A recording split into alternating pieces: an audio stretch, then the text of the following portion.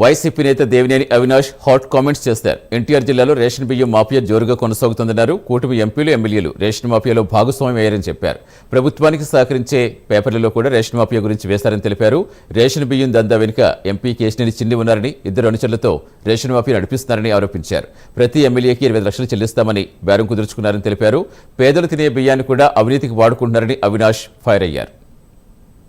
ఎన్నడూ లేని విధంగా ఎన్టీఆర్ జిల్లాలో కూటమి ప్రభుత్వానికి సంబంధించిన ఎంపీ ఎమ్మెల్యేలు వాళ్ళ నాయకుల యొక్క కనుసంగంలో ఈ జిల్లాలో రేషన్ బియ్యం మాఫియా నడుస్తుంది.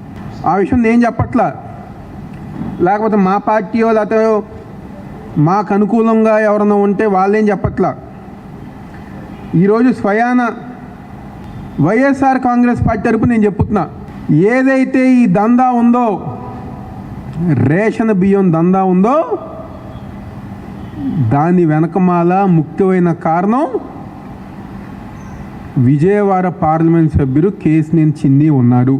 ఒక సిండికేట్ లాగా తన ఆఫీస్లో ఒక 2 వ్యక్తుల్ని, కిషోరు ఇంకెవరో రామచంద్రరావు అంట, ఆ 2 వ్యక్తుల ద్వారా ప్రతి మండలానికి ఒక తెలుగుదేశం పార్టీ నాయకుని పెట్టుకుని ఒక సిండికేట్ లాగా ఫామ్ అయ్యి ఈ జిల్లాలో రేషన్ బియ్యం మాఫియా కేశినేని చిన్ని ఆధ్వర్యంలో జరుగుతుంది.